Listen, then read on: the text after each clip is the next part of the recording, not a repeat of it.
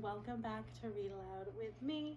Today is Thursday and it's another beautiful day in May. It's May 21st. I do have class with all of you today and I'm so excited to see your faces and hear everything you got into yesterday. We are continuing to read It Ain't So Awful Falafel by Firoozeh Dumas. The chapter we left off is called Allo Allo. Iranian New Year, or Nowruz, is going to arrive right before spring break. I am dreading this Nowruz. It was such a fun holiday in Iran, but not here, and not this year. We celebrate Nowruz 3 times in Compton. The highlight for my mom was calling her family and talking to her sisters. We have to get up in the middle of the night to do this because of the time difference. It always takes a bunch of tries before the call goes through. Then, as soon as she hears an allo on the other end, she bursts into tears. Long distance calls are very expensive, so my dad always says, "Why don't you cry before the call so we don't have to pay for it?" That makes sense to me, but it's definitely the wrong thing to say to my mom. The problem is that we don't know what the right thing to say is.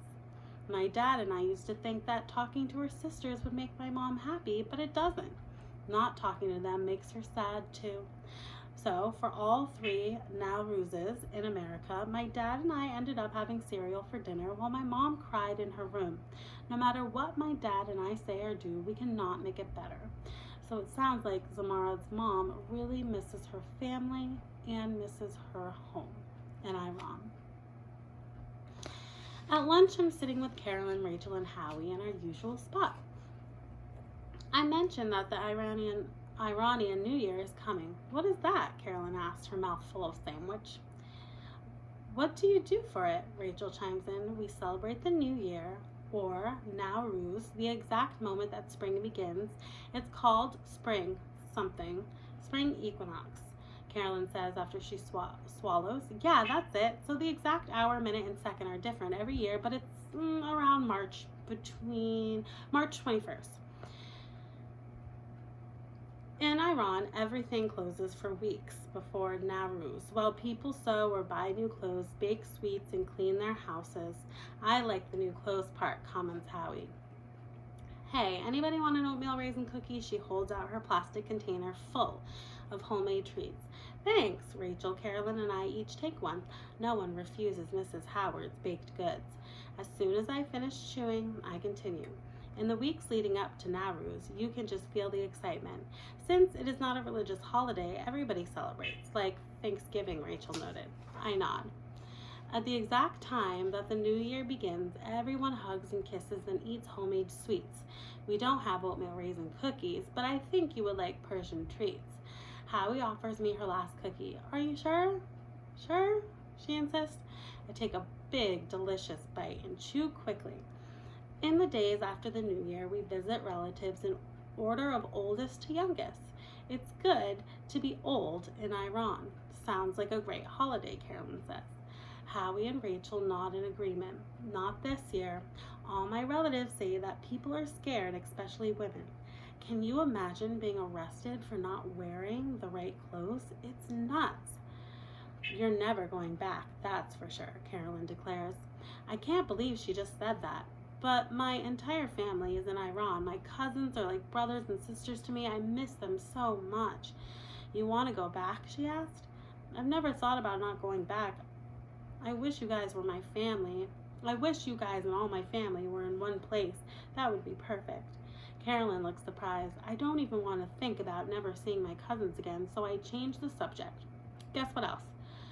We've heard that the government is now listening to long-distance phone calls, so my relatives tell my parents not to ask too many questions."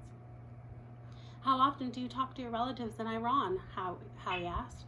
"Normally twice a year, or if someone is sick or getting married, but these days my dad's been calling his family a lot." "I can't believe you guys are going through all this." Carolyn gives me a sympathetic look.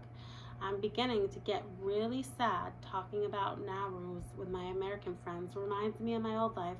I want to remember the good parts, and I'm wondering if there's anything good left." I think hard. "Did I mention we get gifts?" I add. "Cool," they all say. "I'm hoping for a pair of those skirt pants you guys have." You mean gachos? Says Carolyn. Yeah, those, plus a pom-pom belt and a puka shell necklace. Sounds like a very Newport Beach gift list, says Rachel. I chuckled. I never thought of it that way, but it's true. On Nowruz, my dad comes home from work and hands me a brand new $5 bill. Don't spend it all at once, he warns. I'm going to save it for college, I say. My dad looks pleased to hear this. Later that evening, while we are sitting on the sofa waiting for the news to start, my mom gives me a small box wrapped in the It's a Boy gift paper.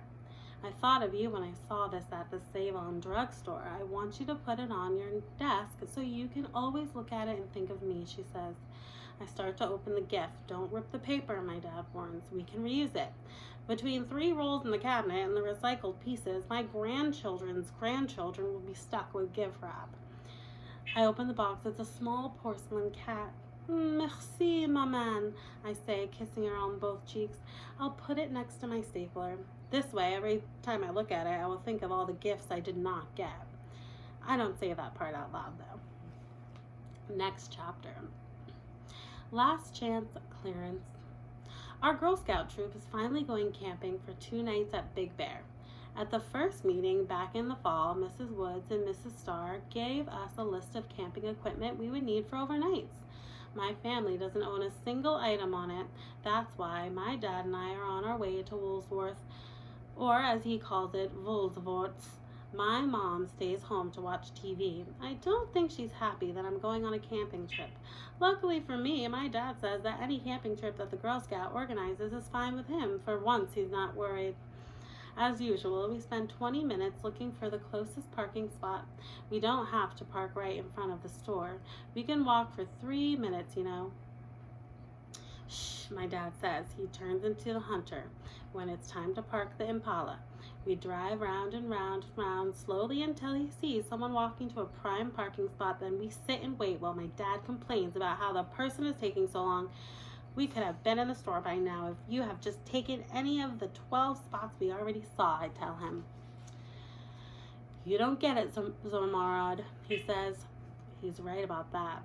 We finally park and go into a huge store past the bins of neatly organized plastic. Ladles, fake flowers, rows of tape dispensers, and refrigerator magnets. Finally, we arrive at the last chance clearance aisle, home to the cheapest of the cheap, the last exit on the bargain highway. Need a tea kettle without a lid? You'll find it there, and it's an extra 40% off. The whole aisle is unorganized and messy, but judging from the enthusiasm of the shoppers going through the bins, no one cares. That is where we find the first item on the list, a sleeping bag. It's big and bulky and is missing the straps to tie it together and the bag to carry it in. Not a problem, my dad insists. You can tie it with a rope and put it in a trash bag. Then he adds, Zomorod, when you're an engineer, you solve problems. I know all the other girls will have one of the smaller sleeping bags that roll up in a small drawstring sack, but of course, they're not on sale. I also buy a mesh bag, a flashlight, and a metal bowl that can be turned into a skillet by attaching a handle. The handle by itself can be used as a spoon or a fork. It is the cleverest gadget I have ever seen. I feel like an explorer getting ready for the jungles of Africa. Not that I would ever go there with the flies and all. My dad refuses to buy an air mattress even though it's on the list because he says people don't go camping to be comfortable. The air mattress is not on sale. He also refuses to buy the folding knife because he says we have plenty of regular knives at home. But they don't fold, I tell him. You have to unfold them anyway to use them, so you might as well save time and take a regular knife. Just wrap it up in a towel, put it in a plastic bag, then tie the bag so it's safe, says my father, the engineer. The folding knives are not on sale either. Makes sense. We walk out of the store, our arms full of bargains. I'm trying not to trip on anything since I can't see in front of me. The unfolded sleeping bag is huge. No matter how I try to hold it, some portion of it drags on the ground. This parking spot is so good that I feel like leaving the car behind and walking home. My dad says, He always makes the same joke, which no one thinks is funny except him. I roll my eyes and fold a dragon corner of the bag back in. Another corner falls down. It's like trying to hold an enormous water balloon. At the last 2-minute meetings, Mrs. Woods and Miss Starr taught us about camping, wilderness, and first aid. I learned a lot of important survival skills. For instance, if I see a snake, I should stand still or walk backwards slowly, never run. 100% sure I will not do that, but now while running as fast as I can, I will be thinking I shouldn't be running. I also learned how to apply pressure to stop bleeding, how to give mouth-to-mouth resuscitation, and how to save someone from choking. So far, camping sounds way more dangerous than I expected. I can't believe they encourage 11-year-old girls to do this in America. No one in my family has ever gone camping. My dad says that since he grew up poor, he can imagine what it's like. I don't think so. Official camping is different from being poor. For one, poor people don't have all-in-one bowl spoon skillet sets. At least I have that. I remember when I was young going camping every summer with my grandparents and my family, and I loved it. I also remember going to an overnight camp, all-girls camp. And it was kind of scary because it was the first time being overnight without my parents, but I had a lot of fun, and I also learned a lot of cool things about outdoors in the wilderness. All right, next chapter, and I think we'll call it the last chapter. Where the mild things are. Carolyn, Rachel, Howie, Chris, Colleen, and I are sharing a big tent at Big Bear Lake. Chris and Colleen are twins who are in a couple of my classes. They're very smart and quiet, and neither of them have ever gotten a grade lower than an A on anything. Wow. Carolyn told me that the twins' mother had bragged about that to Mrs. Williams in the vegetable aisle of the supermarket last week. Apparently, Mrs. Williams was very impressed. Carolyn seemed a little annoyed. There's no television or radio at the campsite, which is a gift. There are no flushing toilets, which is not a gift, but at least I will be all away from all the reminders of revolutions for an entire 3 days and 2 nights. The first night, we grill hot dogs, make s'mores, and sing songs around the campfire. It's really dark since there are no street lights. There are so many stars in the sky. Mrs. Woods points out the Big Dipper and the North Star. After the campfire, we go near the outhouses and take turns holding flashlights to brush our teeth. We use water from canteen to rinse our mouths. We set up our sleeping bags in 3 in a row on each side of the tent with our heads in the middle. I'm the only one without an air mattress. The leaders are sleeping 5 whole tents away. Mrs. Starr is pretty strict, so I'm glad that we can talk without bothering her. Once we're all in our sleeping bag, we turn off the flashlights. It's pitch black. Carolyn suggests we take turns describing our first kiss.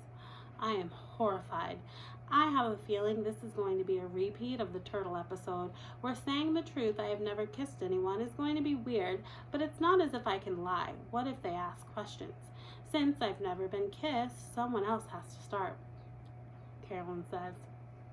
I am so relieved to hear this.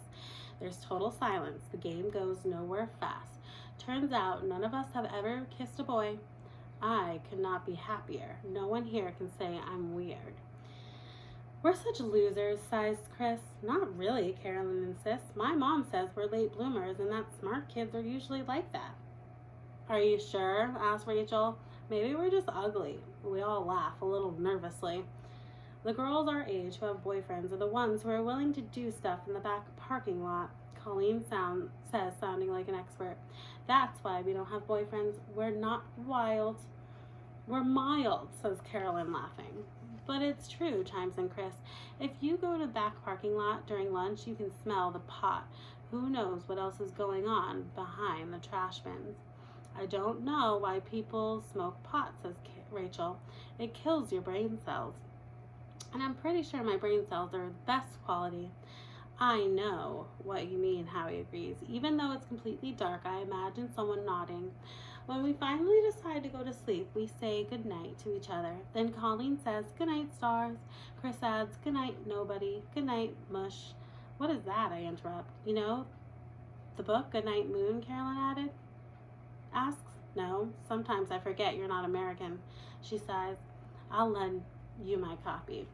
In the morning, Mrs. Woods makes eggs, cinnamon rolls, and hot chocolate over the campfire. It is the most delicious breakfast I have ever had. Food always tastes better in the outdoors, she tells us. That is the first important thing I learned about camping. At breakfast, we attend workshops to earn badges. Leaves of 3, let it be, is the second thing I learned. Now to identify poison ivy. Everything is going surprisingly well. I haven't choked on anything or seen any snakes, but then during the fire safety workshop, Mrs. Starr sees my knife and takes it away so no one will be hurt. I'm so embarrassed. That stupid knife was already giving me trouble. On the drive over, it had managed to slip out of my protective towel and made a big hole in the trash bag, aka my sleeping bag pouch. The morning, everyone had quickly rolled her sleeping bag into a tight little ball and put it in the corner of the tent. I tried with all my strength. It compressed an inch and then bounced right back to its normal size. Carolyn and Howie tried to help me, but even the 3 of us together couldn't roll it up. It just kept popping open like a life raft. We finally gave up and left it. And that was the third thing I learned on my first ever camping trip. Avoid the last chance clearance aisle at all costs. All right, we are done for today. Thank you for watching and listening and tuning in. Toodles, everyone. Enjoy your day. Bye.